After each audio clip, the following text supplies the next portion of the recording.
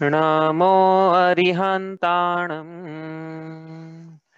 नमो सिद्धाणं नमो आयर्याणं नमो उवज्झायाणं नमो लोये सवसाहुणं तीन भुवन में सार वीतराग विज्ञानता शिव स्वरूप शिवकार नमः त्रियोग संहारिके। परम अगली ग्रंथ हम पढ़ रहे हैं श्री छड़ाला जी। इसके रचिता हैं पंडित श्री दौलत राम जी। इसके अंतर्गत उन्होंने 6 ढालें लिखी है। उसमें से हमारी चल रही है तीसरी ढाल। तीसरी ढाल में सम्यक दर्शन का वर्णन है। ठीक है, तो ये जो ढाल है एक बार पढ़ते हैं हम। बताइए भाई कौन पढ़ने में आज इंटरेस्टेड है? पूरा पढ़ना है इसको, एक बार देख के ही पढ़ना है। आप जो भी पढ़ना चाहते हैं वो अपना कैमरा ऑन कर लें। बताओ कौन पढ़ेगा? पढ़ना है देख के एक बार। आवाज जा रही कि नहीं जा रही मेरी?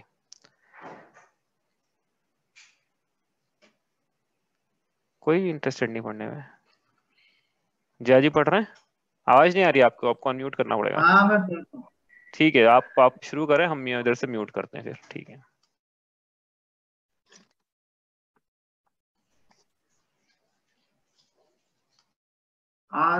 करूं। आत्म को हित है सुख सो सुख आकुलता बिन कहिए। आकुलता शिव माहिनता ते शिव मग लागो चाहिए। सम्यक दर्शन ज्ञान चरण सो शिव मग सो दुविध विचारो। जो सत्यारत रूप सुनिश्चय कारण सो व्यवहारो। परदवंते भीन आप में रुचि सम्यक बनाए। आप रूप को जान पड़ो सो सम्यक ज्ञान कला है। आप रूप में लीन रहे फिर सम्यक चारित सोई। अव्यवहार मोक्ष मग सुनिए हेतु लीन को होई। जीव अजीव तत् अरु आश्रव बंधरु संवर जानो। निर्जर मोख कहे जिन तिन को जो खा तो सरधानो। हे सोई संकित व्यवहारी अब इन रूप बखानो। तिनको सुरी समान विशेष दृढ़ प्रतीति और आनो। बहिरातम अंतर आत्म परमात्म जीव विदाहे। देह जीव को एक गिने बहिरातम तत्व मुदाहे। उत्तम मध्य जगन त्रिविध के अंतर आत्म ज्ञानी। द्विविध संग बिन सुध उपयोगी उत्तम मुनि उत्तम निज ध्यानी। मध्यम अंतर आत्म है जो देशवती अंगारी। जगन कहे अविरत सम्यक दृष्टि तीनों शिव मगचारी।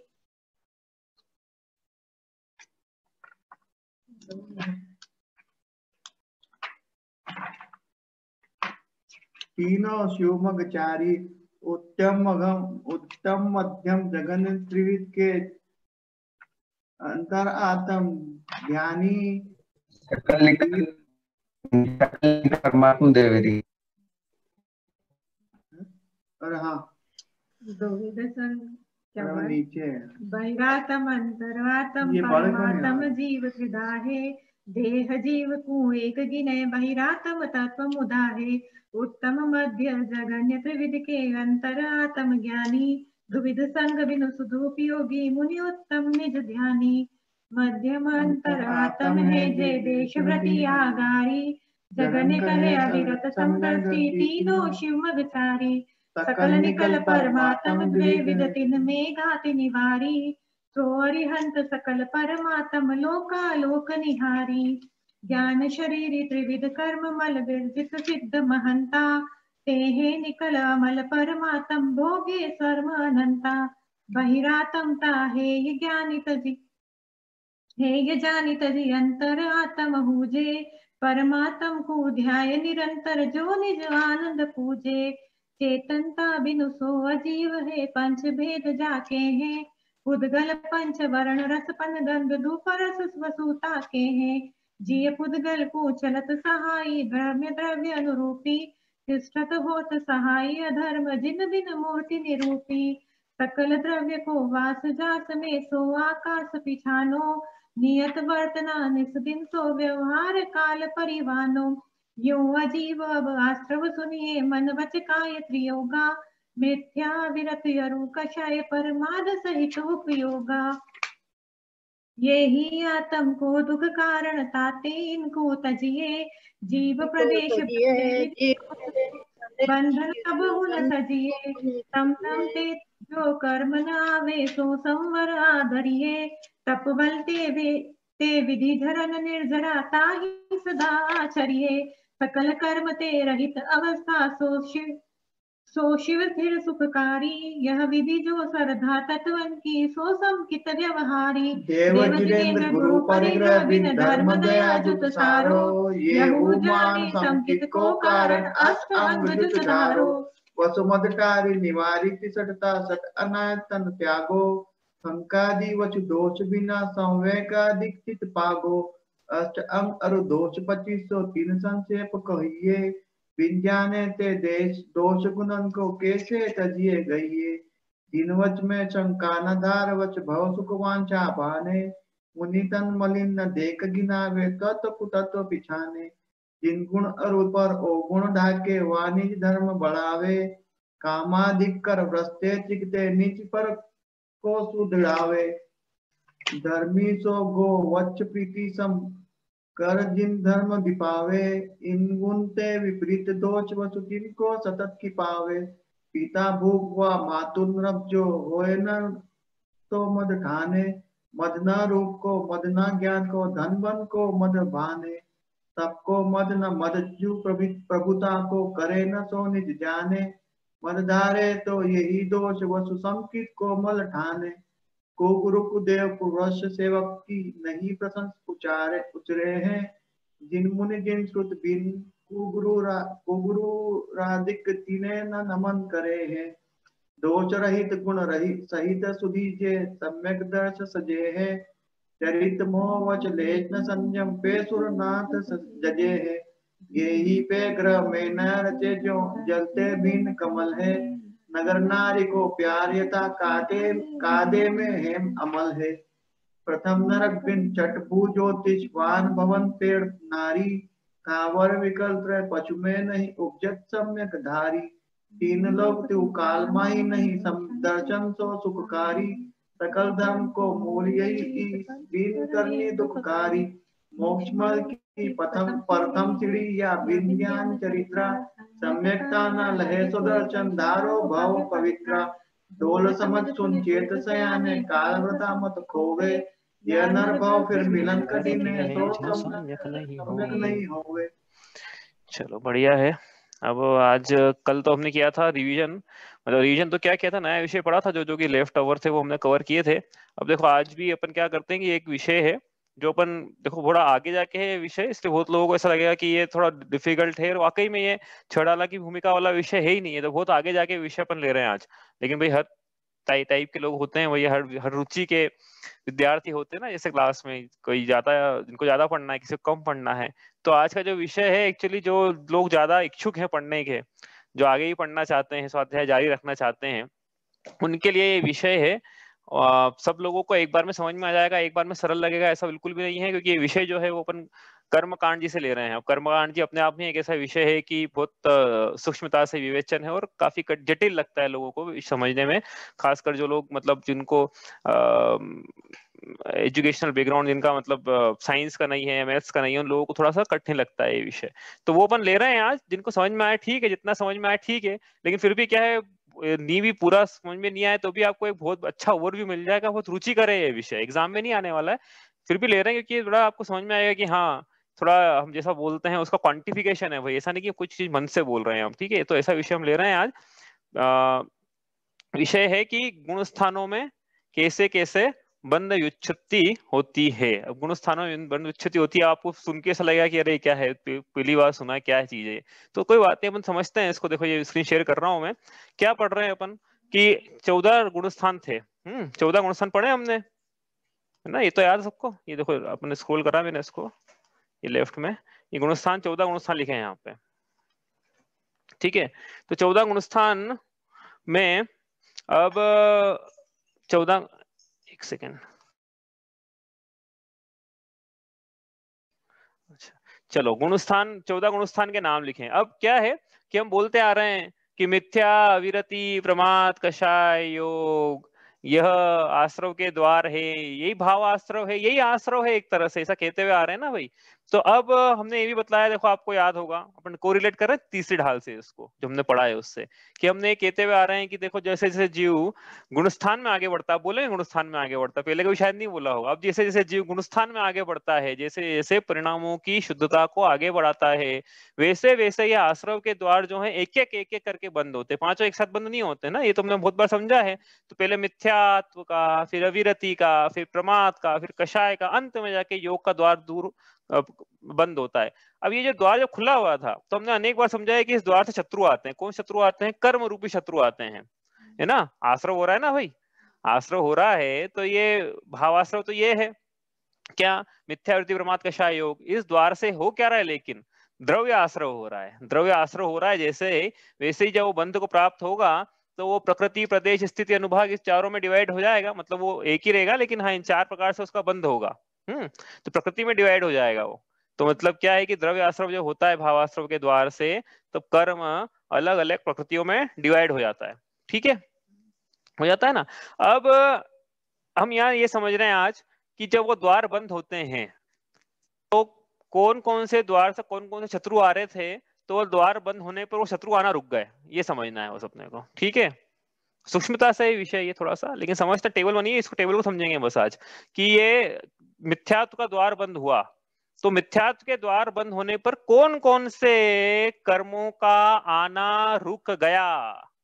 अविरति का द्वार बंद हुआ, तो उस अविरति के द्वार से कौन कौन से कर्म की प्रकृतियों का आना रुक गया। इसी प्रकार प्रमाद, कषाय, योग, ठीक है। तो वो तो अपन ने लिया था 5 में, लेकिन उन 5 को ही अपन ने गुणस्थानों में घटाया है ना। याद होगा ना भाई कि मिथ्या तो कहां से कहां तक रहता है, अविरति कहां पर है, प्रमाद कहां तक है, कषाय कहां तक है, और योग कहां तक है। तो गुणस्थान में पता है हमें कहां तक है, और अपन समझ लेंगे। और अभी तो अब वो इन गुणस्थानों में जैसे जैसे जीव आगे बढ़ रहा है, वैसे वैसे कौन कौन सी प्रकृतियों का, कर्म की प्रकृतियों का बंधन, बंधान, आश्रव रुक गया है, वो पढ़ना है, ठीक है। तो अपन बात करते, देखो पहली बात करते हैं पहले गुणस्थान से। ये दिख रहा होगा आपको, पहला गुणस्थान लिखा है यहाँ पे, ठीक है। पहला गुणस्थान है कौन सा? मिथ्यात्व का। मतलब क्या है? जीव मिथ्या दृष्टि है। मतलब क्या है? उसके पांचों के पांचों द्वार खुले हुए हैं, कर्म रूप शत्रु को बुला रहा है, आओ और बांध लो मुझे, आओ और बांध लो मुझे, ठीक है। अब ये जब द्वार खुला हुआ है, तब कौन कौन सी कर्म की प्रकृति का बंधन हो रहा है। अब ये समझने के पहले इसमें एक चीज और समझना पड़ेगी, ये भूमिका बनाना पड़ेगी एक्चुअली समझने के पहले। रुको एक सेकंड में स्क्रीन, हाँ 148 को 122 में 120 में कन्वर्ट करना पड़ेगा एक्चुअली, वो बताया नहीं था, ये विषय नहीं था ना वो। एक मिनट आपसे शेयर करता हूँ वापस से स्क्रीन। तो कर्म की प्रकृतियां 148, ठीक है, हमने पढ़ी थी 148 कर्म की प्रकृतियां, ऊपर चार्ट बनाया था एक बार, ये दिख रहा होगा आपको ना, नहीं दिखे तो बताना मुझे, स्क्रीन पेंट, ठीक है। तो कर्म की 148 प्रकृतियां थी, हाँ 148 प्रकृतियों में सब क्या हो रहा है, तो स्पर्श रस गंध वर्ण की 20 प्रकृतियां थी, ठीक है भाई। स्पर्श 8 प्रकार का, रस और गंध पंचवर्ण पंचविध ताके हैं, पुद्गल पंचवर्ण रस गंध तो फरस वसु जाके हैं, ठीक है। तो स्पर्श 8 और ये स्पर्श आदि टोटल, उसको टोटल करना है, स्पर्श की 8 और ये कितनी प्रकृतियां हैं, टोटल 20 प्रकृतियां हैं। तो ये 20 प्रकृतियां इसमें माइनस कर देना है ना 148 में से। क्यों माइनस कर देना? क्योंकि इसका स्पर्श रसगंध वर्ण में अंतर्भाव हो जाएगा, तो ये 20 माइनस करके 4 जोड़ लेना। 4 जोड़ लेना मतलब क्या है कि हमने खोलेंगे नहीं प्रकृतियों को भैया, हाँ। स्पर्श रस गंध वर्ण ये 4 प्रकृतियां है ना, इन जो 4 प्रकृतियां हैं इसी की बात करेंगे। स्पर्श रस गंध वर्ण का जो फैला हुआ है 4 की 20 हो जाती है, उस 20 की बात नहीं करेंगे। तो 148 में 20 घटा ली, ठीक है, लेकिन वो स्पर्श रस गंध वर्ण की तो बात करनी है ना, मूल की, तो वो 4 जोड़ ली। बात समझ में आ रही है ना, इक्वेशन तो आगे चलना, ये हो गया। इसके बाद शरीर बंधन संघात, ठीक है। शरीर बंधन संघात ये 15 प्रकृतियां थी टोटल, शरीर 5, बंधन 5, संघात 5। ये देखो जिनको ना नया लग रहा होगा क्या है, ये पढ़ा है एक ही क्लास में पढ़ा है अपन ने, एक बार रिवीजन किया है इसका, ठीक है। कर्म की प्रकृतियां हैं 108 प्रकार की कर्म की प्रकृतियां होती है ना, 8 का फैला हुआ क्या था 148 में, और 148 को वापस कंप्रेस कर रहे हैं 120 बना रहे हैं वापस से, ठीक है। तो उस इन 148 प्रकृतियों में नाम कर्म जो था उसकी बहुत सारी प्रकृतियां थी, 93 प्रकृतियां थी, हाँ। तो उसको अपन कम करते जा रहे हैं। 15 अक्टूबर की क्लास अपन ने इसकी बात की थी शायद, ऐसा ही रिचा बता रही है मेरे को, ठीक है। तो ये शरीर बंधन संघात, शरीर 5, बंधन संघात, एक प्लस मत लिखो यहाँ पे, ना, माइनस करना है क्योंकि ये तो शरीर 5, बंधन 5, संघात 5। अब जब जब भी क्या है कि जो जिस जिस शरीर का आश्रव है उसी बंधन का आश्रव और उसी संघात का आश्रव, जैसे औदारिक शरीर नाम कर्म का आश्रय हो रहा है तो उदारिक बंधन का भी आश्रय होगा और उदारिक संघात का भी आश्रय होगा। इसलिए क्या है, इन 5 को मिला के इन 5 को हटा देते हैं और इन 5 का अंतर्भाव कर लेते हैं अपन शरीर में। तो जब जब शरीर की बात करेंगे तब इनकी बात हो जाएगी। ठीक है, शरीर 5। ठीक है, आप बात समझ में आ रही है? तो इनको गिनो कितनी हुई, तो 148 में 20 गई, कितनी बची? 148 में 20 गई तो 128। 128 में 4 जोड़ दो 132। 132 में 15 घटा दो, 5 10 15 है ना। 132 में 15 गई तो कितनी बची? 117। 117 में 5 जोड़ दो 122। बनाने कितनी है? 120 बनाना है इसको। 122 हो गई है। अब 2 कहां से लाएंगे? 2 बनेगी ऐसी प्रकृतियां जो जिनका बंध तो है लेकिन जिनका आश्रव नहीं होता है। कौन सी ऐसी प्रकृति है जिसका आश्रव नहीं होता है? ऐसी भी कोई प्रकृति है जिसका आश्रव नहीं होता है? अरे ऐसा कैसा संभव है ना भैया? 2 प्रकृतियां ऐसी इनका आश्रव नहीं होता है। एक तो तीर्थंकर नाम की प्रकृति। नहीं नहीं, ऋचा ने भी यही बोला ऐसा नहीं, ये पहले गुणस्थान में नहीं होता है इसका, ये बोला था। हाँ, आगे तो होता है ना। ये तो बंदे ही कैसे अनादिकाल से क्या जीव तीर्थंकर नाम की प्रकृति बांध के लेके आएगा क्या? तो हर कोई तीर्थंकर होकर मोक्ष आएगा फिर? तो ऐसा नहीं है। एक प्रकृति ऐसे मिथ्यात्व नाम की, दर्शन मोह के मिथ्यात्व प्रकृति, इसका आश्रय होता है। लेकिन जब औपशमिक सम्यक दर्शन की प्राप्ति होती है तो मिथ्यात्व के 3 टुकड़े हो जाते हैं। सम्यक मिथ्यात्व और सम्यक नाम की 2 नई प्रकृति बन जाती टुकड़े होके। तो ये 2 प्रकृति इनका आश्रय नहीं होता है, ये ध्यान रखना। हाँ, जिनका आश्रय मिथ्यात्व सम्यक मिथ्यात्व का आश्रय नहीं होगा, ठीक है, इनका सिर्फ बंद होगा। कैसे? मतलब टुकड़े होके बंद होता है, मतलब टुकड़े हो जाएंगे कहने का मतलब ये सत्ता होती है इनकी। ठीक है, तो सम्यक और सम्यक मिथ्यात्व 2 प्रकृति के आश्रय पढ़ रहे हैं अपन, तो इन 2 को इनका बंध नहीं होगा, मतलब इनका आश्रय नहीं होता है, तो अपन ने इनको घटा दिया सम्यक मिथ्यात्व। अब ये हो गई 20 प्रकृतियां। ठीक है, ठीक है, इसको आप टोटल कर लेना। अभी 120 प्रकृति आएगी, तो 148 को 120 में कन्वर्ट कर दिया, कुछ नहीं है। मतलब क्या है, आपको विस्तार से करना तो 148 से भी विवक्षा कर सकते हैं हम, लेकिन हमको जरूरत नहीं है 148 की। हमने बोला कि शॉर्ट में ये है कि टोटल कर्म की 148 प्रकृतियां थी, उसमें से हमने बोला कि भैया स्पर्श की हम 4 ही प्रकृति लेंगे, फैलावा नहीं करेंगे उसका। स्पर्श रस गंध वर्ण नहीं लेंगे। स्पर्श 8 प्रकार का, रस और गंध वर्ण 5-5 प्रकार के, और गंध 2 प्रकार की, ये इतना नहीं लेंगे। ठीक है, एक तो ये हो गया। दूसरा, शरीर के साथ बंधन संघात हमेशा बनता ही बनता है। जो शरीर बन रहा है उसका बंधन संघात ही बंधेगा, आश्रय होगा। तो हम ये शरीर बंधन संघात 15 लेने की जरूरत ही नहीं है, हम 5 ही लेंगे। बच्चे बंधन संघात का उसी में अंतर्भाव कर लेंगे। ठीक है, और सम्यक मिथ्यात्व का आश्रय नहीं होता तो घटा दिया हमने, तो 148 को 120 में कन्वर्ट कर दिया। ठीक है, बात समझ में आ गई भाई? 148 कर्म प्रकृतियों को 120 में कन्वर्ट कर दिया हमने पढ़ने के लिए, हमारे अंतर्भाव कर दिया बचे हुए का। 2 का तो कर जरूरत नहीं है, 2 तो बनती नहीं है, 2 का तो आश्रय भी नहीं होता है ना। और बचे हुए का अंतर्भाव हो गया।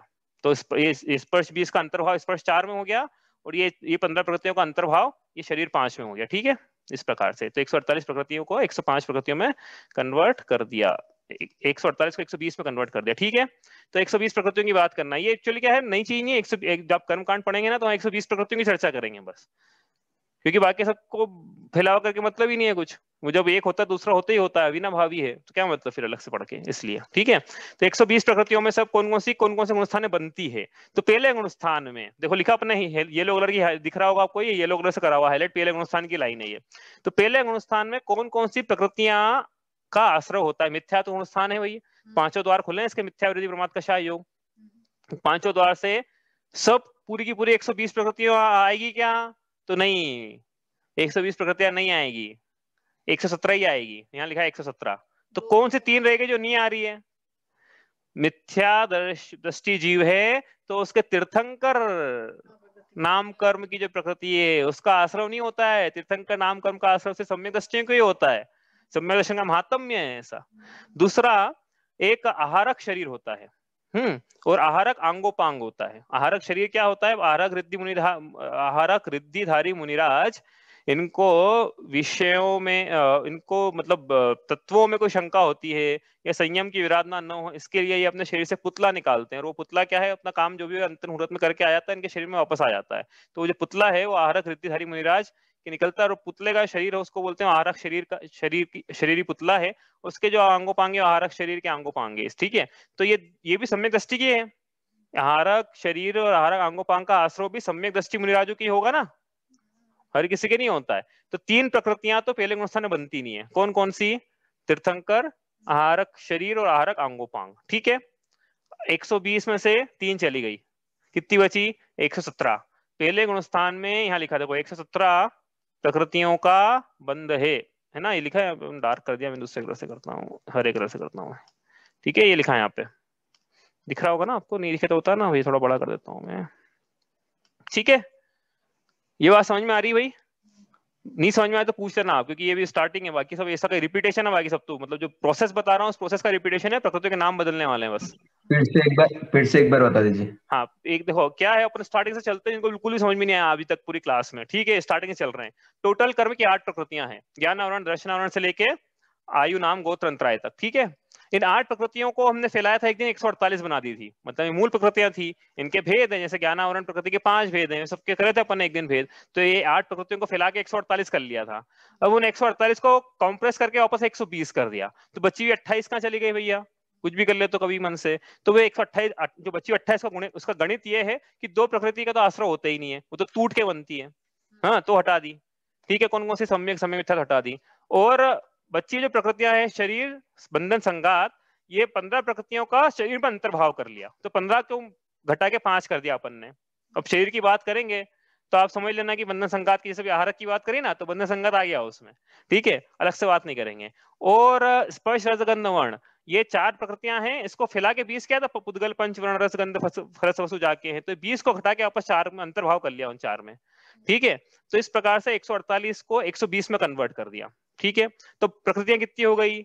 120। ठीक है, इतना क्लियर है? 8 प्रकृतियां मूल थी, उत्तर प्रकृतियां हो गई 120। अब ये 120 प्रकृति जो है, कौन कौन से गुणस्थान में कौन कौन सी प्रकृति का आश्रय होता है, ये हम समझ रहे हैं। क्योंकि जैसे जैसे जीव जो है ऊपर ऊपर चढ़ता है परिणामों की विशुद्धि को, गुणस्थान में दर्शन और चारित्र की तरतमता से जो आत्मा की विशेष अवस्था, उसको गुणस्थान कहते हैं ना। तो ये दर्शन और चारित्र, दर्शन और मोह, दर्शन, कषाय और मोह, दर्शन और कषाय वो नहीं, मोह और कषाय, मोह कषाय योग, इसमें जो आगे बढ़ता है जब जीव, इसकी शुद्धता में आगे बढ़ता है, जब इनकी विशुद्धि प्राप्त, शुद्धता प्राप्त करता है, तब कैसे कैसे कर्म का आना रुक जाता है, वो पढ़ रहे हैं हम। तो पहला गुणस्थान है। अब पहले गुणस्थान में तो क्या है, कुछ प्राप्त, इसमें मोह चल रहा है, इसके जब मोह ही चल रहा है तो फिर कषाय की क्या हीनता और क्या योग है ना।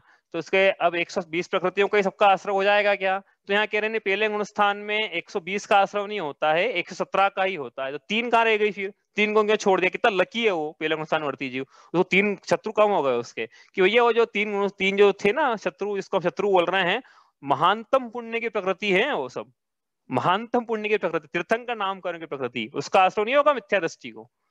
और आहारक शरीर, इसका आश्रय मिथ्या दृष्टि को नहीं होता है, मुनिराजों को होता है। आहारक अंगोपांग, इसका भी आश्रय मिथ्या दृष्टि को नहीं होता है, सिर्फ मुनिराजों के ही होता है, 7वें गुणस्थान और 8वें गुणस्थान में, वो आगे देखेंगे अपन अभी। तो ये 3 प्रकृतियां कम कर दी। तो बॉटम लाइन क्या है देखो, निकल के एक शब्द में, जो जितना ही बड़ा उसका एक लाइन में सार, पहले गुणस्थानवर्ती जीव को केवल 117 प्रकृतियों का ही आश्रय और बंध होता है। जितना ही पढ़ा ना अपन ने अभी आधे घंटे में, उसका सार ये है। पहले गुणस्थानवर्ती जीव को, मिथ्या दृष्टि जीव को, पहले गुणस्थानवर्ती जीव को केवल 117 प्रकृति, कर्म की प्रकृतियों का ही आश्रय होता है। ठीक है, टोटल थी 120 और हो हुई 117। कैसे हुई? 3 कम हो गई, 1 तीर्थंकर और 2 आहारक, आहारक अंगोपांग। ठीक है, ये बात समझ में आ गई हम? और कोई प्रश्न है किसी को? पूछ लो भैया। अब ये रिपीट होगा, बस ये फॉर्मूला यही चलेगा, रिपीट मतलब नाम बदलेंगे प्रकृतियों के, बाकी यही चलेगा। ठीक है, 117 प्रकृतियों का होगा आश्रय। ठीक है ना भैया? पूछना तो पूछ लेना। ठीक है, तो ये 3 प्रकृतियां जो है, इसको अबंध में डाल दिया यहाँ पे, देखो यहाँ लिखा अबंध। 3 प्रकृतियां तो अबंध रूप रहती है, मतलब वो पहले गुणस्थान में बनती नहीं है। पहले गुणस्थान में 3 प्रकृतियां नहीं बनती, नाम बताया मैंने आपको अभी। ठीक है, 117 प्रकृतियां बंधती है। ठीक है, और आगे चले अब। ठीक है, इतना तो हो गया, अब आगे चलते हैं यहाँ से। अब जैसे ही जीव पहले गुणस्थान के बाद कहाँ जाएगा? सीधे कौन से गुणस्थान में जाएगा? हाँ, दूसरे में नहीं जाएगा भैया, चौथे में जाएगा, दूसरे में मत पहुंचा देना। तो पहले से जाएगा औपशमिक सम्यक दर्शन प्राप्त करके चौथे गुणस्थान में। ठीक है, तो अब जब पहले गुणस्थान छोड़ दिया है, अब पहले में नहीं है, अब कहीं भी गया हो, कहीं भी है, पहले में तो नहीं है कम से कम। ठीक है, तो जब पहले से निकल गया हो, हाँ, तो पहले गुणस्थान में जिन ऐसी प्रकृतियां हैं जिनकी पहले गुणस्थान में बंध विच्छुत्ति हो जाती है, मतलब क्या है कि वो प्रकृतियां सिर्फ पहले गुणस्थान में ही बनती है, आगे वो प्रकृतियों का आश्रय भी नहीं होगा। मिथ्या क्यों? क्योंकि आपने मिथ्यात्व का किवाड़ लगा दिया ना भैया, मिथ्या से निकल गया जी, आगे बढ़ गया, कोई गुणस्थान में उससे मतलब नहीं है, लेकिन मिथ्यात्व में नहीं है वो। तो मिथ्यात्व का दरवाजा लगाया दिया उसने पहले गुणस्थान में। आप बोलोगे भैया अभी पूरा कहाँ लगाया, दूसरा तीसरा गुणस्थान भी तो है, लेकिन अब हम बात कर रहे हैं दर्शन के मिथ्यात्व नाम के उनके उदय से जो होने वाला आश्रय ना उसकी बात कर रहे हैं। तो मिथ्यात्व का दरवाजा लगा दिया उसने, ठीक है। तो मिथ्यात्व का दरवाजा लगाते से ही क्या हुआ, पहले गुणस्थान से जब आगे निकला जीव, तब 16 प्रकृतियों का आना रुक गया। 16, तो यहाँ बोलेंगे 16 प्रकृतियों की बंद विच्छुत्ति, लिखा देखो, यही समझना था अपने को कि जैसे जीव आगे बढ़ रहा है, पहले गुणस्थान से वहां निकल गया, वो आगे बढ़ गया वो, तो वो पहले गुणस्थान, अब जो पहले ऐसी प्रकृतियां जो पहले गुणस्थान में ही बंधती है, बस वो प्रकृतियां बनना बंद हो गई। इसका मतलब है ना, बात समझ में आई कि नहीं? ये बात समझ में आ रही कि नहीं कि कुछ प्रकृतियां ऐसी है कि जो सिर्फ पहले गुणस्थान में ही बंधती है। अब जीव पहले गुणस्थान में नहीं है तो प्रकृतियां नहीं बंधेगी। ऐसी कौन कौन सी प्रकृति, कितनी प्रकृतियां हैं ऐसी जो सिर्फ पहले गुणस्थान में ही बनती है? ऐसी 16 प्रकृतियां हैं जो सिर्फ पहले गुणस्थान में ही बंधती है। वो उन 16 प्रकृतियों के क्या नाम है, ये यहाँ लिखे हुए नाम। आपको ऐसा लगा कि कितना कठिन चल रहा है ये विषय, मैं आपको इनकरेज करने के लिए सिर्फ बोल रहा हूँ कि ये टेबल यहाँ लिखी हुई है ना, ये इसको जब कर्मकांड की हमने एग्जाम दी थी, न सिर्फ ये टेबल याद की थी पूरी, हाँ, ये गुणस्थान को मार्गणा स्थानों में लगाया था कि पहले नरक में, तीसरे गुणस्थान में कौन कौन सी प्रकृति की बंध विच्छित्ति है। ये ऐसे ऐसे प्रश्न आते हैं एग्जाम में।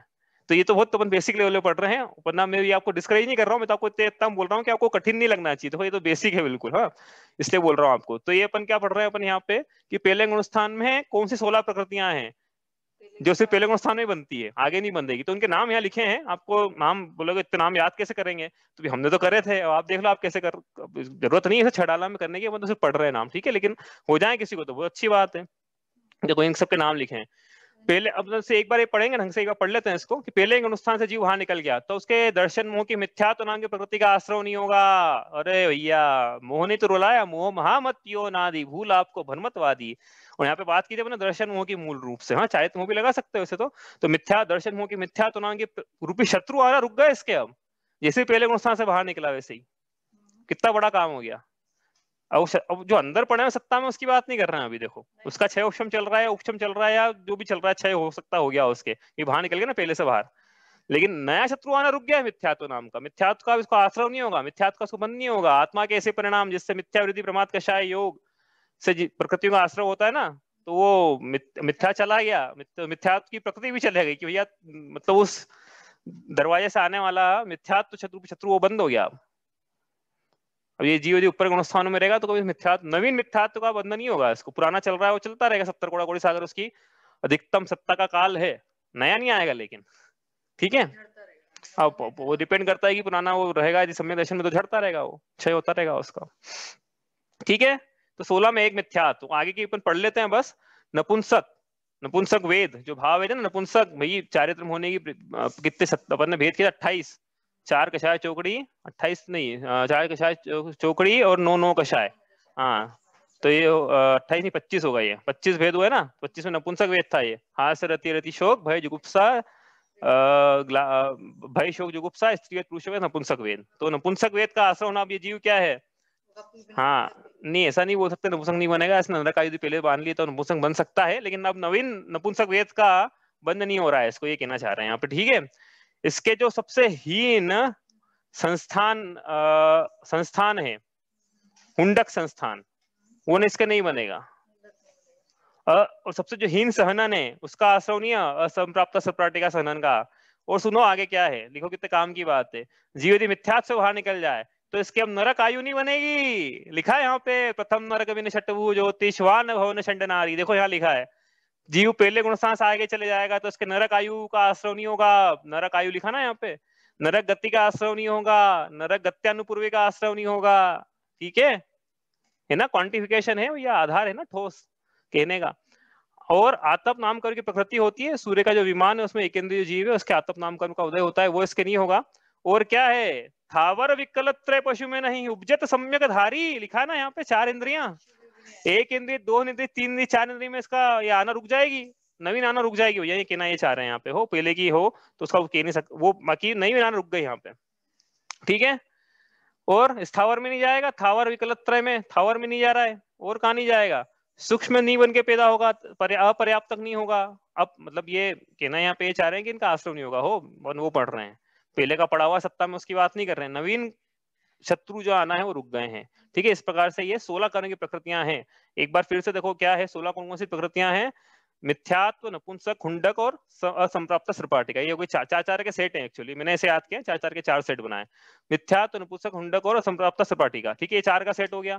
फिर नरक आयु, नरक गति, नरक अनुपूर्वी और आतप, ये हो गया 4 का सेट। फिर 4 इंद्रियां, ये हो गया 4 का सेट। और वो जोड़े थे ना, वो जोड़े में जोड़े पड़े थे, आप देखना ऊपर नामकरण में जोड़े पड़े थे अपन ने, तो वो जोड़ों में जो पाप रूप थे, शुरू के 4 पाप रूप जोड़े, हाँ, त्रस्थावर, पर्याप्तक और प्रत्येकीय पढ़े थे अपन ने, तो उनका जो पाप वाला जोड़ा था, वो पाप वाला यहाँ पे आ गया, सत्स्थावर, शुरू के 4 जोड़े, 10 में से 4 जोड़े आ गए, ठीक है। जिन्होंने पढ़ा है भैया, मैं आपको बताऊं क्या वो, चलो बता देखता हूँ मैं, है 193 प्रकृतियां, चलो ये हो गया समझ में, इतना समझ में आ गया। तो अब क्या है, रेप्लिकेशन है बाकी गुणस्थानों में, अपन सिर्फ नाम पढ़ेंगे और जल्दी हो जाएगा हमारा विषय। बताओ भैया, आया समझ में, क्या पढ़ा हमने? आपको ये याद रखने की जरूरत बिल्कुल भी नहीं है कि कौन सी प्रकृतियों का आश्रय होना रुक गया है, कौन सी विच्छिन्न है, कौन सी विच्छित्ति हो रही है, लेकिन जो कंसेप्ट चल रहा है यहाँ पे, वो कंसेप्ट समझ में आना चाहिए कि क्या पढ़ रहे हैं यहाँ पे। हम ये पढ़ रहे हैं कि पहले गुणस्थान से जीव आगे बढ़ गया तो उसके 16 प्रकृतियां, 16 प्रकृतियों का नवीन आश्रय बंद रुक गया है। पुरानी सत्ता में हो सकता है पड़ी हो, लेकिन नवीन नहीं बंधेगी, इसके नवीन आश्रय नहीं होगा मिथ्यात्व आदि 16 प्रकृतियों का, ठीक है। ठीक है भाई, आगे समझ में आ गया भाई, तो हाँ कर दो, तो आगे चले अपने, तो फिर क्या है, मालूम पूरा 14, हाँ 14 पढ़ ले मालूम चला, और ठीक है। अब ऐसे ही अब आगे बिल्कुल बिल्कुल ये सीधी समझ में आ गया सबको, तो आगे तो सिर्फ प्रकृतियों के नाम को रेप्लिकेट करना है, नंबर चेंज होंगे, नाम चेंज होंगे, सम चेंज होगा, बाकी कंसेप्ट ये है। अब दूसरा गुणस्थान देखो, यहाँ दूसरे गुणस्थान की बात करें अपन, तो दूसरे गुणस्थान में अब कौन कौन सी प्रकृतियों का बंद होना रुक जाएगा। अब जीव क्या है, दूसरे गुणस्थान से आगे बढ़ गया है, दूसरे में नहीं, पहले में भी नहीं है, दूसरे में भी नहीं, कहने का मतलब ये है यहाँ पे दूसरे से आगे बढ़ गया मतलब पहले दूसरे में नहीं है, और तीसरे या उसके आगे है, पहले दूसरे में नहीं है, तो ठीक है, ये आ गई ना बात समझ में। तो एक नई चीज इसमें ये है कि कितनी प्रकृतियों का आश्रय होना रुक जाएगा, तो भैया वो जो 16 पहले गुणस्थान में रुकी थी वो तो है ही है भैया, हमने बोल के आ गए कि आगे तो हो गई नहीं इसका आश्रय, तो 16 तो पहले वाली है, और नई प्रकृतियां यहाँ पे है, नवीन 25 प्रकृतियां हैं जो दूसरे गुणस्थान में, नई प्रकृतियां आना रुक जाएगी जीव को, ठीक है, आई बात समझ में। तो पहले में 16, पहले गुणस्थान से आगे बढ़ा 16 प्रकृतियां आना रुकी, दूसरे गुणस्थान से आगे बढ़ा तो 25 प्रकृतियां आना रुक गई उसके। अब तो 25 प्रकृति के नाम क्या है, नाम लिखे तो यहाँ पे 4 अनंतानुबंधी कषाय चौकड़ी, नवीन आश्रय बंद नहीं होगा, 3 निद्राएं, कौन सी निद्राएं, स्त्यानग्रति, प्रचला निद्रा निद्रा, ठीक है, ये नाम सबको याद नहीं रहेंगे, कोई दिक्कत नहीं है, लेकिन अपन निद्राएं पढ़ते दर्शन मोह में, ठीक है। स्त्री वेद, इसका आश्रय बंद होना रुक गया, तिर्यंच आयु, तिर्यंच गति, तिर्यंच अनुपूर्वी, इसका आश्रय बंद रुक गया। उद्योत, ये क्या है, एक नामकरण की प्रकृति है जिसके उदय से जीव को के शरीर में दीप्ति पाई जाती है जो कि शीत होती है, जैसे जुगनू है, जैसे चंद्रमा का विमान में जो एक इंद्रिय जीव है उसमें, ठीक है। तो उद्योत, ये नामकरण की प्रकृति का आश्रय बंद रुक गया। और वो एक हीन सहनन था ना पहले, कौन सा, असंप्राप्त सृपाटिका, वो तो चला गया था पहले ही। अब वो 6 सहनन में से बीच के 4 सहनन हैं, उनका आश्रय बंद रुक जाएगा। बीच के 4 सहनन थे ना, हमने पढ़े थे, नियग्रोध, परिमंडल, स्वाति, कुब्जक, वामन, इनका अब सिर्फ एक ही, ये सब पाप रूप है, सब ये पुण्य रूप तो सिर्फ एक ही था उसमें, समचित्रो संस्थान जो हमको पाया जा रहा है अभी, पुण्य रूप तो एक ही है, सब पाप रूप रुक गई सारी। एक्चुअली देखना है यहाँ पे, अधिकतम जो है पाप प्रकृतियां आश्रय बंद नहीं हो रहा है, अधिकतम पाप प्रकृतियों का आश्रय बंद आना रुक रहा है, कहने का मतलब ये देखो सम्यक दर्शन का महात्म्य है ये, पाप आना कम हो गया है। आगे चलो इसमें देखें तो 4 तो चली गई, और 4 जो सहनन थे, हीन सहनन, 4 हीन सहनन भी आना रुक गए। एक तो पहले ही चला गया था ऊपर, कौन सा वाला, हुंडक संस्थान, सॉरी सहनन तो होगा ना, संस्थान, हुंडक संस्थान तो पहले ही चला गया था। अब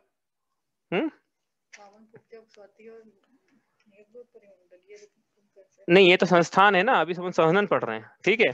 तो सहनन कौन कौन से हैं, हाँ, ये जो वज्र नाराज, अर्धनाराज और कीलक, ये 4 जो बीच के सहनन है, हीन सहना नहीं, ये भी सब पाप रूप है, ये भी इनका भी आश्रय बनना रुक गया है, ठीक है।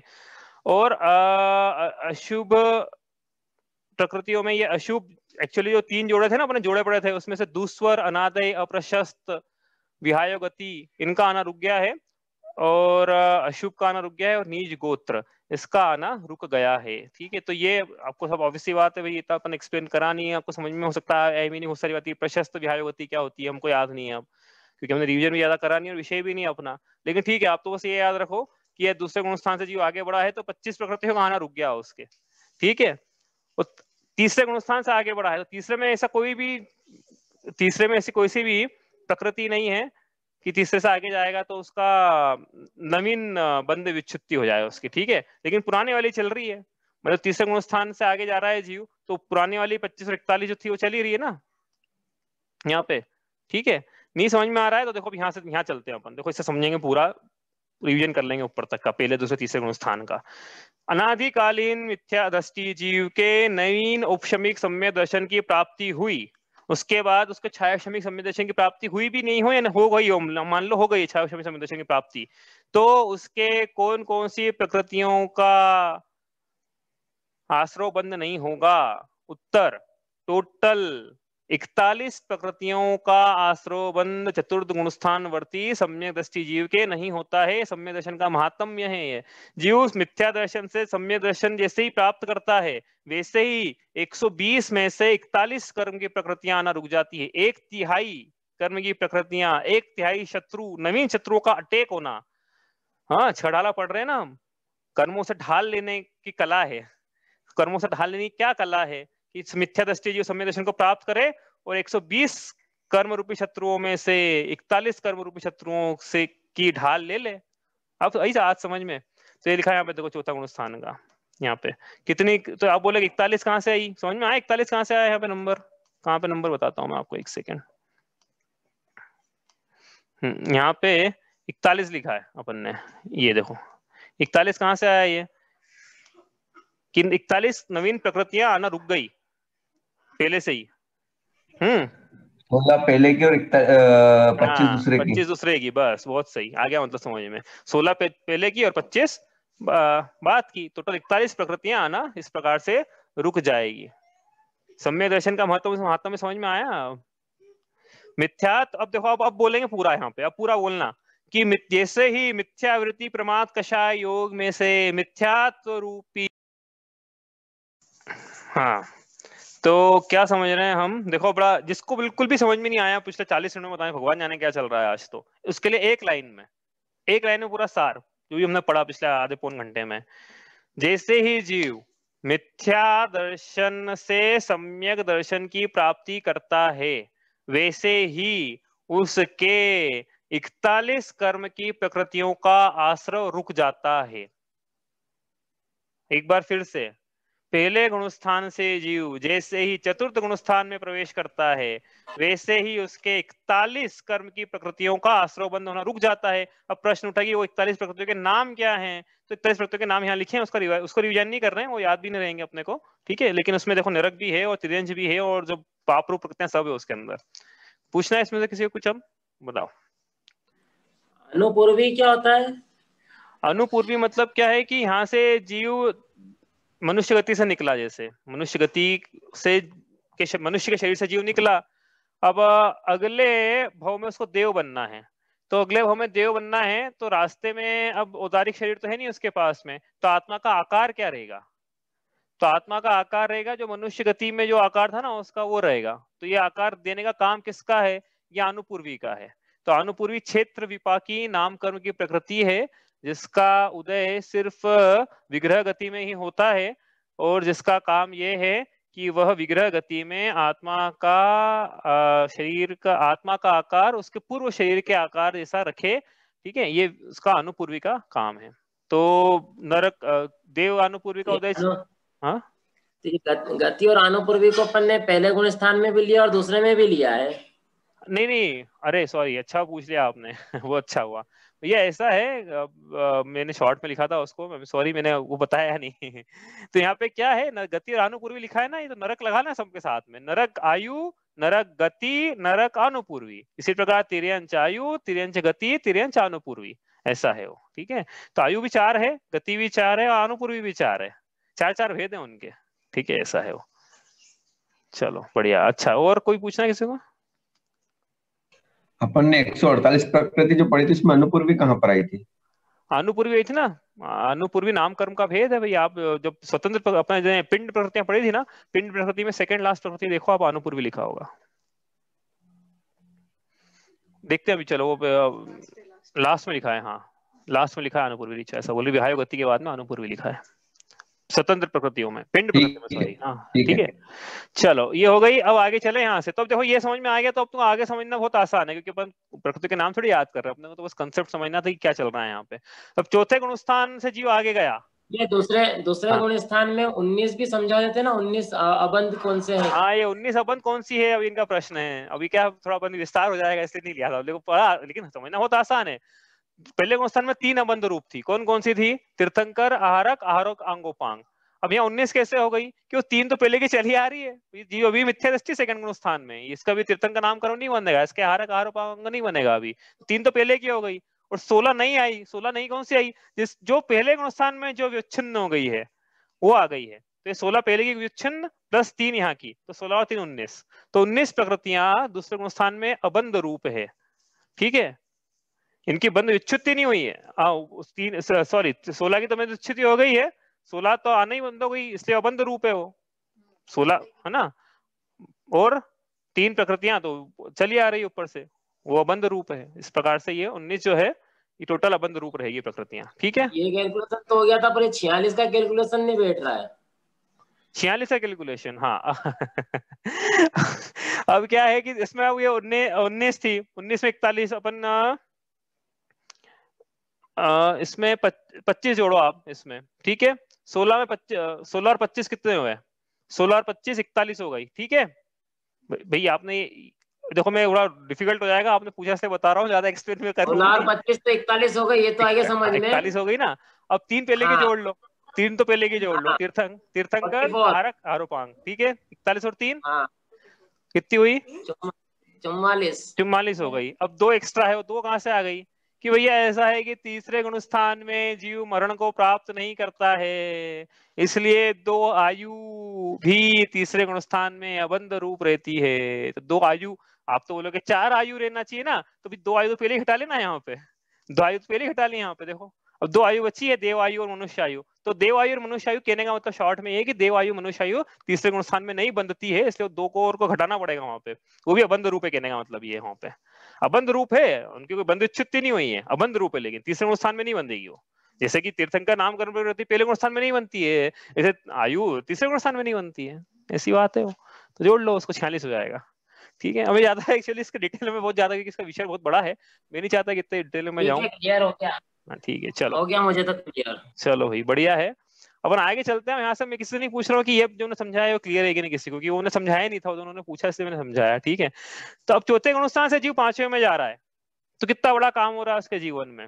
चौथे से 5वें में जा रहा है, तो 10 नई नवीन प्रकृतियां जो है, जो चौथे में बन रही थी, वो अब 5वें में नहीं बनेगी, 5वें के आगे। तो 10 प्रकृति के नाम कौन कौन से हैं? तो यहाँ लिखे नाम। 4 प्रत्याख्याना कषाय, ठीक है, 4 प्रत्याख्याना कषाय, मनुष्य आयु, मनुष्य गति, मनुष्य आयु, मनुष्य अनुपूर्वी। ओहो, उसका मतलब समझ आया आपको? मनुष्य का वो नहीं होगा। हाँ, मतलब सिर्फ देवगति में जाएगा ऐसा? हाँ, कितना हो, इसकी बात हुई, मतलब जीव ने सम्यक दर्शन प्राप्त कर लिया, वही पक्की हो गई थी बात तो वैसे, लेकिन अब अनुव्रत धारण कर लिए, तो अब देवगति में जाएगा ये, मनुष्य में भी नहीं जाएगा अभी। कि ये तो क्या है, सभी गतियों के हिसाब से लिखा है, इसलिए कि अपन जैसे, लेकिन मनुष्य अपन इसको उसमें लगाओगे ना आप, मनुष्य गति मार्गणा में लगाओगे तो इसकी बंधुच्छेद पहले करा देंगे वो, इसलिए बहुत डिफिकल्ट है ये समझना। अपन तो क्या शॉर्ट में समझ रहे हैं कि अब क्या है इसका मतलब, कि मनुष्य आयु बंधना रुक गई, मनुष्य गति बंधना रुक गई, मनुष्य अनुपूर्वी रुकना रुक गई, उदारिक शरीर की जरूरत ही नहीं है उसको। तिरंज चली गई, मनुष्य चली गई, तो उदारिक शरीर क्या करेगा? विक्रिय चाहिएगा उसको, तो उदारिक अंगोपांग, वज्र रोशन वाला सहनन का होना रुक गया उसका। ठीक है, इस प्रकार से ये चौथे से 5वें में जीव जाएगा, तो 10 की क्या हो जाएगी? तो 11 होते हैं। नहीं, 4 प्रत्याख्यान, 4 5 6 7 8 9 10 11 4 प्रत्याख्यान। 5 6 7 8 9 तो 10 मनुष्य को ही तो गिनो ना, मनुष्य को नहीं गिनते क्या? मनुष्य आयु, मनुष्य गति, मनुष्य अनुपूर्वी, ऐसा है वो। अच्छा वो ऐसा है, ऐसा है वो, मैंने ढंग से लिखा नहीं है उसको, इसलिए आपको कंफ्यूजन हो रहा है, बाकी वो है ऐसा। ठीक है, चलो आगे चले यहाँ से, वही चौथे से पांचवे में। अब चौथे से पांचवे में जाएगा तो 10 के नाम आ गए भैया। ठीक है, तो कौन सी कितनी प्रकृतियां अबंध रूप हो गई? 43 41 कैसे हो गई 41 की भी? 16 और 25 तो 41 हो गई यहाँ पे। ठीक है, और अब इसके 41 के बाद दो और चाहिए 41 में, तो दो कौन सी है? आहारक शरीर और आहारक अंगोपांग। मतलब कहने का मतलब है कि सम्यक दृष्टि अब तीर्थंकर मान लेगा, अब बांध लेगा वो। ठीक है, तो बन गई उसके 43 हो गए, तो 43 अबंध रूप है लेकिन अभी भी, तो 43 प्रकृतियां बनना रुक गई इसके, किसके? और हाँ 43 रुक गई, लेकिन 71 अभी बन रही है उसके, 71 बन सकती है, लिखा ना आप 71 ना, जोड़ने को जोड़ लेना, तो ये 114 हो रही है ना, 71 बन सकती है उसके। ठीक है, जो बच गई है वो बन जाएगी। ठीक है, अब इसी चौथे से पांचवे में जाएगा, अब पांचवे में आ गया जीव, अब पांचवे से छठे में जाए तो कितनी प्रकृतियां आना रुक जाएगी उसकी? 4 प्रकृतियां आना रुक जाएगी, 4 प्रत्याख्याना वर्ण कषाय आना रुक जाएगी। ठीक है, आगे चलें, ये टोटल नहीं कर रहा हूं मैं भैया यहाँ पे, हाँ टोटल समझाने में टाइम लगेगा, अपने को तो वही समझना है कि कैसे कैसे जीव आगे बढ़ता है। तो देखो यहाँ पर हुआ क्या था, जो सम्यक दृष्टि था, अविरत सम्यक दृष्टि था, 43 प्रकृतियां अबंध रूप है। अब इसने अनुरत अंगीकार कर लिए, 53 प्रकृतियां अबंध रूप है। यहाँ देखते हैं ना टेबल में आप, ये अबंध वाली टेबल में, हाँ ये वाली टेबल में।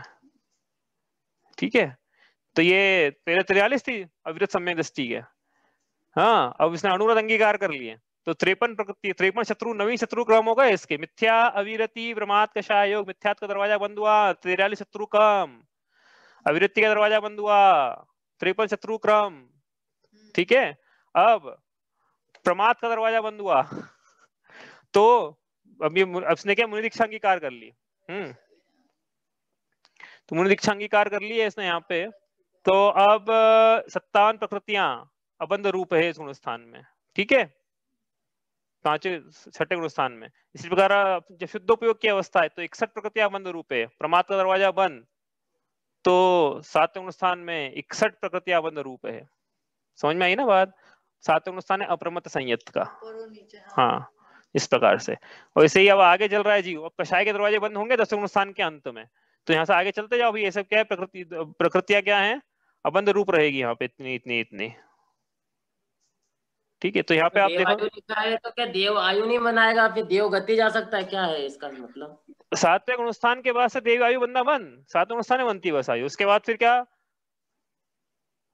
उसका तो बांध के गया जीव, तो मरण को प्राप्त होगा। आयु कर्म खत्म हो गया पूरा। नहीं नहीं नहीं नहीं नहीं, यही समझना। देखो ये बड़ा कंफ्यूजन मेरे को भी होता था पहले, मेरे को कि भैया यहाँ पे आश्रम की बात चल रही है, यहाँ पे सत्ता में जो पड़ा हुआ है ना उसकी बात नहीं चल रही है, ध्यान रखना। मेरे को भी बड़ा बार बार पहले कंफ्यूजन हुआ, नया नया पढ़ा था मैंने जब। तो भैया ऐसा है कि ये नए की बात है, पुराना सत्ता में आयु पड़ा हुआ है, बुद्धिमान और बुद्धिमान दोनों ही पड़े हैं, बुद्धिमान ही पड़ा हुआ है, तो फिर उसकी खत्म, वो कैसे खत्म हो जाएगा? हाँ नवीन आयु आना बंद हो गया है, ऐसा कहना चाह रहे हैं यहाँ पे। ठीक है, अगर बंद गई है तो आएगी उदय में, और नहीं बंदी है तो फिर नहीं बंदी, ऐसा होगा। हाँ अब ये छपक श्रेणी मान ली जीवनेस के आगे तो खेल ही खत्म, फिर तो जरूरत ही क्या आयु की। लेकिन उपशम श्रेणी मांडी है, और उपशम श्रेणी में फिर मरण को प्राप्त हो जाएगा, तो उपशम श्रेणी में मैं मरण को प्राप्त हो गया, इसका मतलब आयु बांध के गया है वो। चौथे में आके फिर वापस आगे बढ़ेंगे? नहीं नहीं नहीं, वो तो वहीं से सीधे मरण को प्राप्त हो जाएगा ना जीव। तो आयु बांध के गया इसका मतलब पहले ही, उसके बाद नहीं बंधेगी। मतलब ये हुआ कि नई देवायु नहीं बांधेगा, लेकिन पुरानी अगर बंधी हुई होगी तो देव गति में, देव अनुपूर्वी में जा सकता है। बिल्कुल देव गति में जाएगा ना, मुनिराज है, मरण करके देव ही, वैमानिक देव ही बनेंगे, पक्का है वो तो। उपशम श्रेणी में जीव मरण को प्राप्त होगा तो वैमानिक देव नियम से बनेगा, शपक श्रेणी में तो मरण को प्राप्त होगा ही नहीं। ठीक है, इस प्रकार से ये आगे है, इसको विस्तार नहीं कर रहे। अब देखो ये इस प्रकार टेबल है पूरी कि कितनी बंध रूप है, कितनी अबंध रूप है, इसको अपन देखें। यहाँ पे शायद कुछ गड़बड़ करी हुई ऐसा लग रहा है, मैंने 22 लिखा है यहाँ पे शायद 98 आएगा, रुको एक सेकंड, हाँ यहाँ 98 आएगा। ठीक है, और यहाँ पे भी 62 आएगा। ठीक है, चलो अब देखो इसमें, अब जैसे जीव आगे बढ़ रहा है यहाँ पे, तो ये 61 में एक जोड़ दो भाई, समझ में आ रही है ना? टेबल बनाना आसान है वैसे ही, आप देखा जाए ना, मैं समझा नहीं रहा हूँ कैसे बनती है, लेकिन 61 में एक जोड़ दो तो 62 नीचे आ जाएगा। जैसे 62 में 36 जोड़ दो 98 नीचे आ जाएगा। इस प्रकार से है ये कि अबंध में बंद विच्छुत जोड़ दोगे तो अगले अगले का अबंध हो जाएगा, है ना? कंसेप्चुअली आप समझोगे, समझ में आएगा वो। ठीक है, तो इस प्रकार से ये आगे बढ़ते जा रहा है जीव। अब 10वें गुण स्थान में 10वें गुण स्थान में कितनी प्रकृति अबंध रूप है? 103। 10वें गुण स्थान के आगे चला गया जीव, 10वें गुण स्थान के आगे चला गया तो कितने? अब कषाय का दरवाजा ही बंद हो गया, एक एक करके दरवाजे बंद कर रहे हैं, मिथ्यावृत्ति प्रमाद कषाय योग का दरवाजा ही खुला है। तो कषाय का दरवाजा ही बंद होगा। जैसे 10 से आगे गया कषाय का दरवाजा बंद, क्यों? क्योंकि अब जी वीतरागी 10 के आगे, तो भले उपशम श्रेणी मांडी हो तो भी वीतरागी है, भले उस काल छोटा सा ही हो लेकिन उस काल के लिए वीतरागी हो। तो वीतराग अवस्था में कितनी कर्म की प्रकृतियों का आश्रय होता है? वीतराग अवस्था में मात्र साता वेदनीय पुण्य की प्रकृति का ही आश्रय है, वो भी एक समय की स्थिति वाली। हाँ, एक समय की स्थिति वाली आश्रय तो है, बंद नहीं है, कहने का मतलब ये। या प्रकृति प्रदेश बंद है, स्थिति अनुभाग बंद नहीं है। अपन ये जोगा पैडी पदेशा ठिधि अनुभागा कसाय दो होंगी, ठीक है। तो जोगी बचा, यदि योगी बचा क्योंकि इसके आगे कषाय का दरवाजा बंद है, तो सिर्फ साता वेदनी का आश्रय है, वो भी एक समय की स्थिति वाली, उसका भी बंद जो है एक समय से ज्यादा नहीं रहेगा। मतलब अरिहंत भगवान के भी आश्रय हो रहा है, साता वेदनी का हो रहा है, लेकिन बस मात्र, और वो भी एक समय की स्थिति। मतलब वो हो ही नहीं रहा, कहने का मतलब ये कि वो तो बस दीवार में धूल आई, जीरो हुई वेलोसिटी नीचे गिर गई, ऐसा समझ लो आप। इस प्रकार से ये, तो अब देखो अपन आगे चले तो 14 अब 13 गुणस्थान के अंत में क्या है, साता वेदी का जो उसकी वन विच्छित्ति आएगी। यहाँ पे वन लिखा ना, यहाँ पे कर्सर दिख रहा है कि नहीं मुझे नहीं पता आपको, लेकिन यहाँ पे वन लिखा है जैसे, तो ये वन क्या है, 13 गुणस्थान में साता वेदी की वन विच्छित्ति हो गई। जीव 14 गुणस्थान में प्रवेश किया, 14 गुणस्थान में पूरी की पूरी 120 प्रकृतियां हैं, पूरी की पूरी बंद विच्छिन्न हो गई, मतलब सबकी जो है आश्रवंत समाप्त हो गया है। सत्ता भी समाप्त हो गया हालांकि वहां तो, बाकी अपन आश्रव की बात कर रहे हैं, आश्रवंत समाप्त हो गया, ठीक है। इस प्रकार से जीव आगे आगे बढ़ता जा रहा है, और क्या करता जा रहा है, अपने पाप के मिथ्यावृत्ति प्रमाद कषाय के द्वार बंद करते जा रहा है, और कर्म रूपी शत्रु जो है आना बंद होते जा रहे हैं उसके। ये समझना था बस, पूरी कहानी का सार यही, जिसको कुछ भी समझ में नहीं आया है उसके लिए एक लाइन में सार यही है कि जैसे जैसे जीव गुणस्थान में आगे बढ़ता है, वैसे वैसे उसके मिथ्यावृत्ति प्रमाद कषाय योग से होने वाले आश्रव के द्वार बंद होते जाते हैं, और जैसे जैसे आश्रव के द्वार बंद होते हैं, वैसे वैसे उन आश्रव के द्वारों से कर्म रूपी शत्रुओं का आना स्नेह स्नेह रुकता चला जाता है। ये इसका पूरा सार था। अब वो कर्म की प्रकृतियां कौन सी है, कितनी है, वो समझाने के लिए टेबल है ये। आई बात समझ में? किसी कुछ पूछना है इसमें? तीर्थंकर नाम कर्म कब खत्म हो जाता है? 8वें गुणस्थान में। 8वें में? नहीं खत्म हो जाता है, मतलब उसका वो प्रकृति का बंद हो जाता है। हाँ, आश्रव बंद खत्म हो जाता है, बंद विच्छित्ति, आश्रव, हाँ आश्रव, इसमें लिखा होगा शायद कहीं मैंने, ये लिखा तीर्थंकर, देखो यहाँ पे दिख रहा होगा आपको तीर्थंकर, ठीक है। वो दिखा नहीं था ना, इसलिए पूछ। हाँ हाँ, नहीं सही बात है, वो दिखाया भी नहीं मैंने, क्योंकि वो कर्म की प्रकृतियों के नाम एक्चुअली क्या है, देखो मैं आपको बताऊं, जो कर्मकांड क्लास हमने अटेंड की थी, तो 148 कर्म की प्रकृतियों के नाम याद कर जिन्होंने किए थे उन्हीं को एंट्री मिली थी यहाँ पे शिविर में, कि 148 प्रकृतियों के नाम सुनाओ पहले आप हमको, तब हमको शिविर में आने देंगे, क्योंकि ये इसके बिना संभव ही नहीं कर्मकांड की चर्चा करना, इसलिए अपने को भी याद अपने करवाया नहीं है, इसलिए अपन ज्यादा विशेषणा करी नहीं है इसकी यहाँ पे, ठीक है। चलो हो गया आगे समझ में, आगे समझ में मतलब कंसेप्ट समझ में आ गया। चलो अपन अब क्या है कि इस प्रकार से ये चर्चा, एक बार मैंने बहुत 2-3 बार क्लास में बोला था बीच बीच में कि बंद विच्छुति देखेंगे कभी समय मिला तो मेरे को लगा आज देख लेते हैं, वही समय मिला मेरे को। मैं ये नहीं कह रहा सबको समझ में आ गया होगा पूरा विषय, इतना आसान नहीं से समझने लायक, याद रखने लायक नहीं है, लेकिन हाँ आपको ये समझ में आ जाना चाहिए, जैसा मैंने अनेक बार बोला है यहाँ पे, कि जैसे जैसे जीव शुद्धता को प्राप्त करता है, वैसे वैसे आश्रय उसका होना बंद होता चला जाता है, प्रकृतियां नवीन आना बंद हो जाती है उसकी, इस प्रकार से ये है, ठीक है। चलो, विच्छुति और विच्छिन्न का कोई दूसरा मीनिंग वर्ड्स भी होता है क्या? बंद विच्छुति मतलब आश्रय बंद होना रुक गया, ठीक है, और विच्छिन्न मतलब कि हो ही गया था, पहले ही हो गया था। विच्छुति मतलब उस गुणस्थान में कितने की विच्छुति हो रही है, और विच्छिन्न मतलब कि पहले से कितने की थी विच्छुति, है ना। तो उदाहरण के लिए पहले गुणस्थान में 16 कर्म की प्रकृतियों की बंद विच्छुति है, इसका मतलब कि 16 नवीन प्रकृतियां जो पहले आ रही थी वो अब यहाँ 16 आना रुक जाएगी, ठीक है।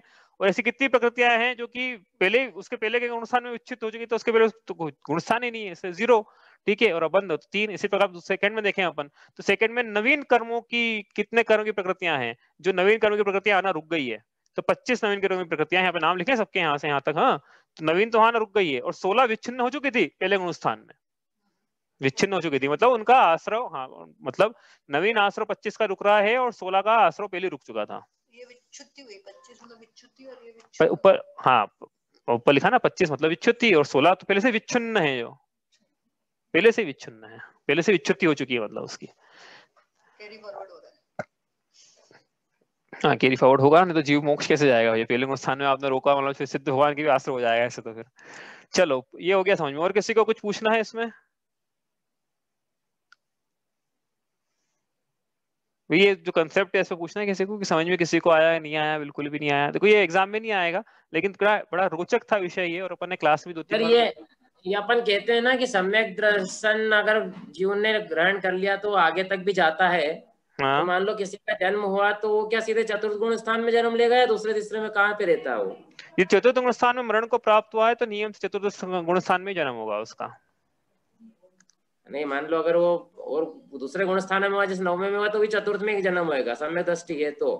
हाँ जन्म होगा तो चतुर्थ सम्यक दृष्टि जीव भले कोई से गुण स्थान में है, मरण को प्राप्त मनुष्य बने या धीरेंज बने, कहीं भी नरक में जाए, कहीं भी जाए। हाँ कहीं भी जाए, चतुर्थ में जाएगा। चतुर्थ में ही जाएगा जन्म। नया उसका गुण स्थान में जन्म तो चतुर्थ में ही होगा उसका, भले चौथे के आगे कहीं से भी, भले 11वें गुण स्थान में मरण को प्राप्त हो, जन्म चौथे में ही होना है। और किसी भी गति में होना है। नहीं वो डिपेंड करता ना कौन सी आयु अपन प्रथम नरक में छठभुज ज्योतिष पढ़ा तो सही हो।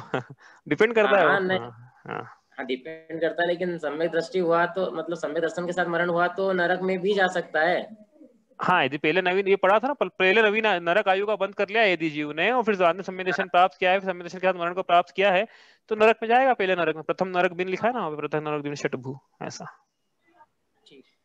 वो ये आप पढ़ना, इसको हमने पढ़ा है क्लास में, इसको अपने वो बनाए भी था यहाँ पे। अच्छा प्रश्न ये है आपका, वैसे बाकी पढ़ लिया हमने। चलिए और कुछ?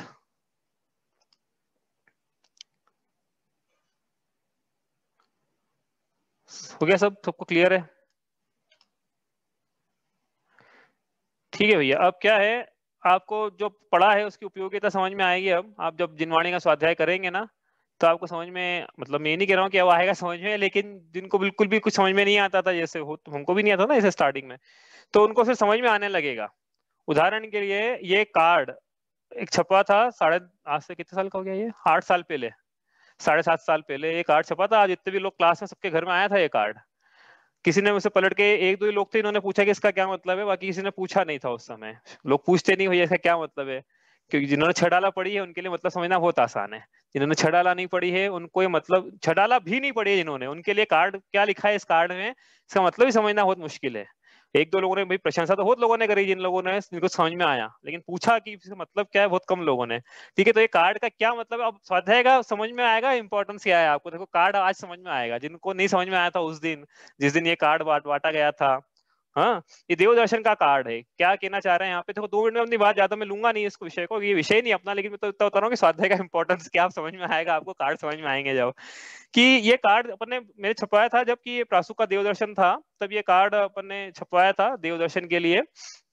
तो इसमें ये भावना भाई गई है कि माता पिता क्या, जब बच्चे का जन्म हुआ है तो माता पिता अपने बच्चे को लेके, अपने उसके भविष्य के लेके क्या भावना भाते हैं, ये भावना इस कार्ड में उकेरी गई है। ठीक है, ये इसको अपन देखो पूरा पढ़ेंगे नहीं इसको, लेकिन मैं जहां से पढ़ना चाहता हूँ वहां से अपन शुरू करते हैं। देखो यहाँ से लिखा है सम्यक 8 अंग बहाल, यहाँ से मैं शुरू करता हूँ इसको पढ़ना। पूरा अपन पढ़ेंगे नहीं अभी, क्योंकि अभी तीसरी ढाली हुई है, चौथी पांचवी हो जाएगी तो ऊपर के 2 भी पढ़ लेंगे। अभी तीसरी ढाल हुई है, तीसरी ढाल से अपन यहाँ से शुरू करते हैं। सम्यक 8 अंग बहाल, कि मेरा जो पुत्र है वो सम्यक दृष्टि हो और 8 अंग सहित उसके सम्यक दर्शन प्रकट हो, ऐसी भावना माता पिता अपने बच्चे के लिए यहाँ भा रहे हैं। ठीक है, तो उसके 8 सम्यक दर्शन के 8 अंग सहित उसके 8 अंग प्रकट हो, और वो 8 अंग कैसे कैसे हो, यह भावना लिखी है यहाँ से लेके यहाँ तक। पढ़े इसको, नहीं समझ में आया तो बताना मेरे को कि नहीं समझ में आया। देखो क्या लिखा है यहाँ पे, अंजन चोरसा निशंकित मन, अनंत मतीसा अनाभिलाष, उद्दायन सी निर्विचिकित्सा, रेवती दृष्टि अमूढ़ निहाल, उपगहन जिन भक्त सेठ सा, वारिषण मुनिसा वृष संभाल, विष्णु मुनिसी हो वात्सलता, वज्र प्रभावन की करताल। बताओ भैया किसी को समझ में नहीं आया हो अब तो बताए कि हाँ इस पंक्ति का अर्थ मुझे समझ में नहीं आया। हाँ पढ़े अपन ने ये सब, 8 अंगों के नाम हैं और 8 अंगों में कौन कौन प्रसिद्ध हुए हैं। अरे पढ़े ही नहीं है, कहानी भी सुनी है। हाँ कहानी सुनी ना, मतलब वही ना हमने क्लास में की थी। सिर्फ पढ़े ही नहीं है, कहानी तक सुनी है। हाँ हाँ हाँ, मतलब ये 8 अंग पढ़े हैं, 8 अंगों से जो प्रसिद्ध हुए हैं उनकी कथा अपन ने क्लास में पढ़ी है, इन सबकी हो गई। आ गए आगे चलें, आगे और जोरदार है। मैं अपनी तारीफ नहीं करना चाहता हूँ, लेकिन वो पंक्तियां जिनवाणी है इससे जोरदार है। अपन क्या ये कह रहे हैं, देखो आगे क्या लिखा है यहाँ पे। बहुत से लोगों ने इसकी वो तारीफ करी, इसकी जो आखिरी छंद था ना, ये पढ़े इसको, अब नहीं समझ में आया तो बता ना आप क्या लिखा। कोई बोलना कि मेरे को समझ में नहीं आया। आप क्या चल क्या रहा है यहाँ पे कि माता पिता अपने पुत्र के लिए क्या भावना भाते हैं। हाँ, सम्यक दर्शन प्रकट हो तो कैसे प्रकट हो। पुद्गल नवधर्म अधर्म काल से, जाने निज की न्यारी चाल, पुण्य पाप तो बंध कराते, ले आश्रव से संवर की ढाल, निर्जर निर्जर कर्म जलें फिर, ज्ञान ध्यान ले तप की ज्वाल, करे मोक्ष का जतन निरंतर, प्रभु चरणों में मेरा लाल। ये पंक्तियां, इसका बताओ समझ में नहीं आया हो किसी को तो। हाँ, ऐसा एक भी ऐसा शब्द हो उसमें जो समझ में नहीं आया हो। हाँ, ज्ञान ध्यान ले तप की ज्वाल का मतलब क्या, कोई ये बोलेगा तो क्या है, निर्जरा जो होती है वो ज्ञान और ध्यान पढ़ के आया ना भैया। हाँ, ध्यान, हाँ, इच्छा निरोधोस तप, तपसा निर्जरा, और ध्यान इसमें इच्छा के, ध्यान जो है इच्छा के लिए प्रमुख हथियार है निर्जरा के लिए। ठीक है, आई बात समझ में आई कि भी कि कोई ऐसा है कि इसको नहीं समझ में आ रहा हो क्या लिखा है ये।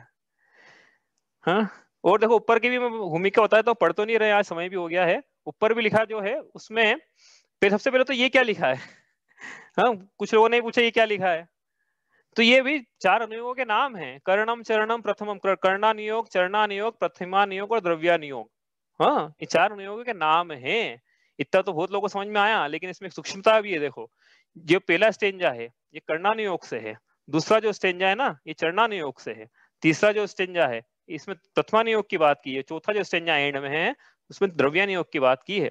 देखो यहाँ पे जो बात की ना अपन ने, इसमें किस ये बात की क्या बात चल रही है यहाँ पे, ये द्रव्य नियोग की चर्चा है यहाँ पे इस स्टेंजा में। कैसे, इस जो लिखा है ना 4 लाइनें, इनमें किन की चर्चा बताऊं मैं आपको। इसमें 6 द्रव्य, 7 तत्व और 9 पदार्थों के नाम लिखे हैं इन 4 पंक्तियों में। 6 तत्व, 6 द्रव्य, 7 तत्व और 9 पदार्थों के नाम इस पंक्ति में लिखे हैं। ठीक है, ये हाँ, और यहाँ पे जो है ये प्रथमानुयोग से कथाएं हैं, आराधना कथा कोश आदि कथा कोश में, तो प्रथमानुयोग की चर्चा हो गई यहाँ पे, जहाँ चरित्र चित्रण रहता है पुरुषों का। ठीक है, ये हो गया। अब ये जो ऊपर के तो हैं ये समझ में हो सकता है आज नहीं आए, लेकिन अपन जब पढ़ लेंगे लोक भावना तक तो ये समझ में आएंगे। लेकिन मैं इतना सा बता देता हूँ यहाँ पे कि देखो लिखा क्या है कि अपन ये पढ़ने ऐसे, तो ये चरणा नियोग से कि उसका आचरण कैसा हो, पुत्र का आचरण कैसा हो। करे सदा सत्संग धर्म का, करे आप्त का, आप्त मतलब देव का नित्य ख्याल, श्रुत गहन अभ्यास करे वो मुनि सेवा में हृदय विशाल, मतलब सच्चे देवशास्त्र गुरु का श्रद्धानी हो। कहने का मतलब ये है, अष्ट मूल गुणों को धारे वह हो न सप्त व्यसन चिरकाल, अनुप्रेक्षा व्रत 12 धारे सम्यक आठों अंग भाला। अभी अनुप्रेक्षा व्रत क्या होते हैं, अनुप्रेक्षा 5वीं ढाल में आएगा और 12 व्रत ये 4वीं ढाल में विषय आएगा, अपन वहां पर समझेंगे इसको। उसके ऊपर क्या लिखा है, उसके ऊपर फिर क्या है, कर्णा नियोग, जहाँ पे 3, हाँ, कर्णा नियोग में कर्म की चर्चा है या फिर काल परावर्तन की या 3 लोक की रचना की चर्चा है। हाँ, तो उसकी चर्चा यहाँ अपन ने की है। देखो यहाँ पे अब ये समझ में आप पढ़ लेना भैया, अपन क्या है, नहीं तो विषय नहीं है। मैंने तो बस हमको तो ये बताना था कि तीसरी ढाल ही पढ़ ली है, तो ये 2 स्टेंजा अब क्या है, मेरे को ऐसा लगता है कि जिनको पहले क्लियर नहीं हुए होंगे उनके 2 क्लियर हो गए होंगे। हाँ, ठीक है, तो ये स्वाध्याय का फल है, ज्ञान की निवृत्ति, ज्ञान की प्राप्ति। चलिए भैया, अब आप ये तो नहीं आएगा ऑब्वियसली बात है जो एग्जाम में अपन ने इसलिए बाकी अब ये इसमें से कुछ पूछना है आपको तो आप पूछ लीजिए, वरना इतना ही करते हैं। अब कल से अपन क्या करेंगे, रिवीजन शुरू करेंगे तीसरे ढाल की पहले के छंद से शुरू करेंगे अपन रिवीजन, जितना भी टाइम लगता है। कुछ लोगों ने पेपर दे दिए हैं, उनके पेपर आए नहीं है, लेकिन अभी तक मेरे पास किसी के भी नहीं आए हैं। कल डेडलाइन है भैया, पेपर आसान है बहुत, जो पेपर ने पूछा है वो उसमें से अभी का रिवीजन तो मैंने वो कार्ड पढ़ा के करा दिया आधे का, तो मेरे ख्याल से 20 एक क्वेश्चन तो कार्ड में से ही है, वो जो 2 स्टेंजा पड़े 20-25 क्वेश्चन आएंगे उस कार्ड में से, तो ये बड़ा आसान है। आप सब अटेम्प्ट इसको जरूर कीजिएगा, कल डेडलाइन है इसकी। ठीक है, फिर अपन करेंगे क्लोज बुक की तैयारी। चलिए, कुछ पूछना है? चलिए इतना ही करते हैं। सहजानंदी शुद्ध स्वरूपी अविनाशी में आत्म स्वरूप, ज्ञानानंदी पूर्ण निराकुल सदा प्रकाशित मेरा रूप, देह मरे पर मैं नहीं मरता, अजर अमर हूँ आत्म स्वरूप। सहजानंदी शुद्ध स्वरूपी अविनाशी में आत्म स्वरूप, जावाणी के ज्ञान ते सूझे लो कालो, सोवाणी मस्तक नमो सदा देत हूँ धोक।